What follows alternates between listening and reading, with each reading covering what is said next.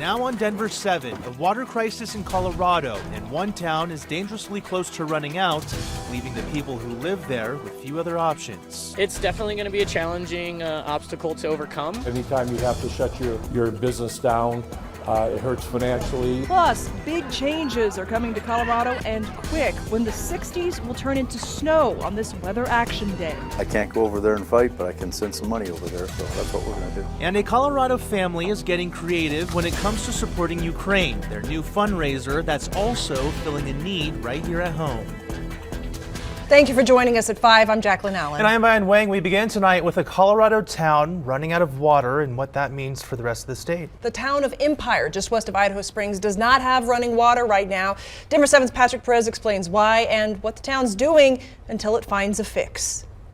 The mayor says the town will have this big water tanker out here for as long as they need to. We've seen multiple families today coming by to fill up these buckets with water for drinking, for brushing their teeth, for showering, because it may be some time before they get some running water again. It may be until the end of the month before the town of Empire has running water again. We noticed that there's definitely a significant loss in water pressure. Zach Baker lives near Town Hall, where staff have temporarily stationed a tanker to provide residents and businesses with buckets of water.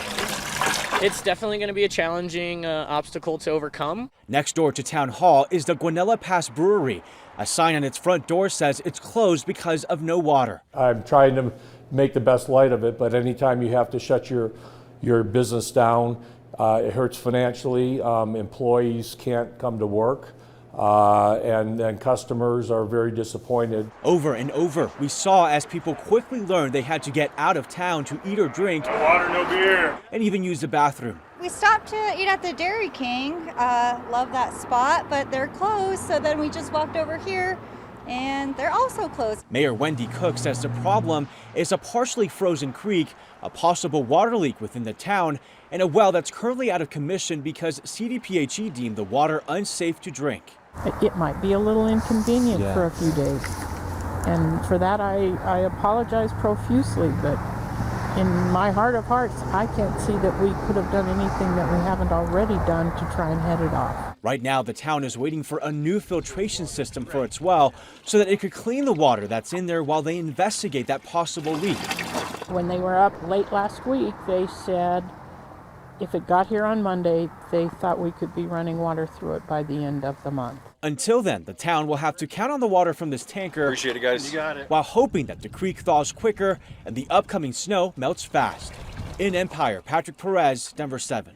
Patrick, thank you. Now, even though towns like Empire are dealing with water shortages, Colorado's drought situation is actually seeing a big improvement. That's right. You can see the conditions from 3 months ago side by side with conditions from this week. Most of the areas facing extreme drought back in December are now only reporting severe or moderate drought. Only the southeastern part of Colorado has slipped back into extreme drought conditions. Now to an update on that deadly avalanche near Steamboat Springs yesterday. The Routt County Sheriff's Office has identified the victim as 49-year-old Andrew Hyde of Steamboat Springs. Hyde and another skier were skiing in the Fish Creek Basin area when an avalanche was triggered.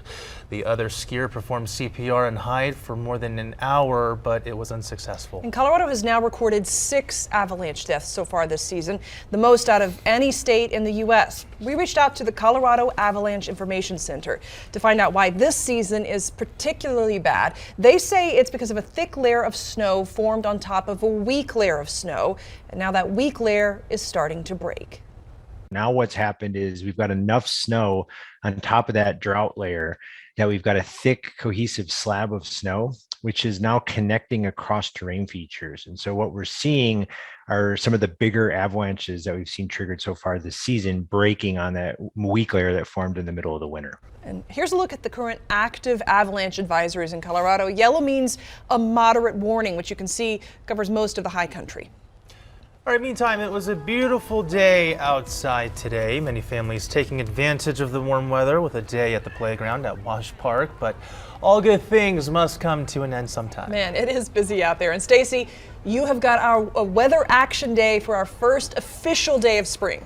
That's right, and we are expecting snow to be moving in late tonight into early tomorrow. Our temperatures today were in the mid to upper 60s, even some 70s here for the eastern half of our state, 40s and 50s even through the higher elevations. Now we do have this front just off to our west, but we're watching this low as it comes this direction. It's really going to wind up here through southeastern Colorado, so we do have some watches and warnings that are in effect through this region for tomorrow. As for the light rain and snow, we're seeing it develop off through western Colorado, mostly just clouds here for the Denver area. We're not going to see things kick in until after midnight tonight here for the Front Range. As for a high wind warning, we have that in effect tomorrow from Colorado Springs down toward Colorado City. Winter storm warnings here from Trinidad just west of Springfield for about 5 to 10 inches of snow and very high winds down this way. As for tonight, we'll have rain changing to snow through the overnight hours, and this will affect us early tomorrow morning with a low around 30 degrees. So your hourly planner tomorrow includes light snowfall as we go through our day, and temperatures not in the 60s. We'll be in the 30s for the day tomorrow, so much colder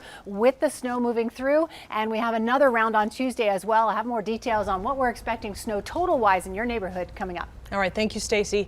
It has been a violent 24 hours in Denver. Police are currently investigating 3 shootings all across the city. A man was shot this morning on South Zenobia Street, which is right near the intersection of Sheridan and Florida. He was taken to the hospital, but the extent of his injuries are not known at this time. Police have yet to make any arrests. A woman was shot around 10 last night near York Street and 33rd Avenue.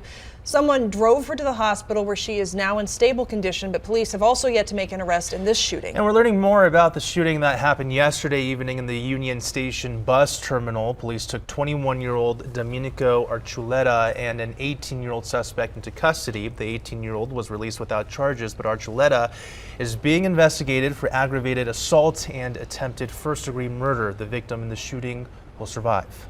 Looking ahead this week, this Tuesday marks 1 year since the deadly mass shooting at the Table Mesa King Soopers in Boulder.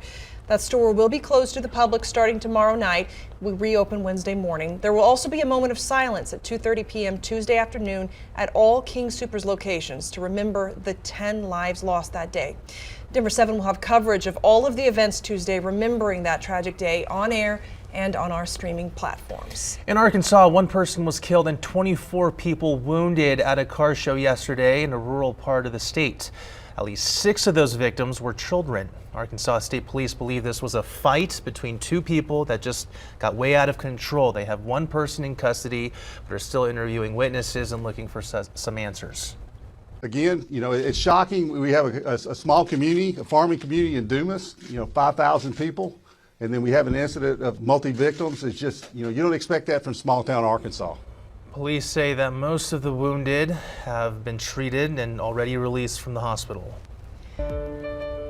Now to Ukraine, where the Russian military has bombed an art school sheltering nearly 400 people. The country's major cities are coming under heavy fire tonight. Ukraine's President Zelensky describing the night as a, quote, terror that will be remembered for centuries to come. The Russian military is also claiming that they destroyed 1,500 Ukrainian tanks and armored vehicles in the eastern part of the country. This, as the United Nations estimates about 10 million Ukrainians are now homeless due to the conflict. And here in Colorado, a Denver family is hoping to do their part to provide what support they can to the people of Ukraine. Denver 7's Christian Lopez tells us about the unique fundraiser they just launched and how many people in the community are already joining in to help. At the McFarland's house, you'll see this display of flags proudly hanging. They represent different parts of their family. They recently went to buy this one to show their support for Ukraine. And the flag guy told me it was the last flag he had. I said, well, what about everybody else? And he said, I'm out of flags. Can't do anything about it. I said, well, then we need to do something about that. So they did, by making their own. They're a simple thing to get our hands on, and they're easy to work with. So we chopped them up into a workable size and assemble them and paint them. The family is now making and selling these pallet flags to help those impacted. It's tough to see the kids and what they're going through. It's hard not to get emotional. I just think about my daughter. Sorry. And what would happen, if we were in that situation, getting her and my wife out of the country and me having to stay behind. It's tough to think about what that would be like.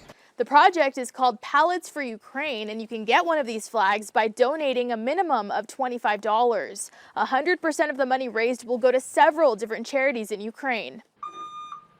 They're already receiving an overwhelming response. People dropping off supplies and showing up to buy them, like Mona Kostelecki, whose mother-in-law is from Ukraine. It's important for us to show some support and for money to go over there and help as much as we can. As a community, I think we have to support one another and, just do what we can. I can't go over there and fight, but I can send some money over there, so that's what we're going to do. And there are several different ways you can help. You can buy a flag, you can donate pallets, or you can volunteer your time to help paint them. And they have all of this information on a website that they just launched called palletsforukraine.com. Reporting in Denver, I'm Christian Lopez, Denver 7. Very creative. Thank you, Christian. The money they raise will help in a few ways. It will go to the International Rescue Committee, providing aid to refugees, and Project Dynamo, which is helping people get out of the country. And they'll also book rooms on Airbnb in Ukraine, of course, with no intention to stay there. That will allow money to go right into the pockets of people still stuck in the war zone. All right, coming up next, the tunes he played brought people joy and put food on the table, but the Marshall Fire took all that away from him. How Denver 7 is stepping in to help one professional musician. Plus, overworked, underpaid, and understaffed, the issues affecting pharmacy workers, leaving many Coloradans struggling to get the medication they need.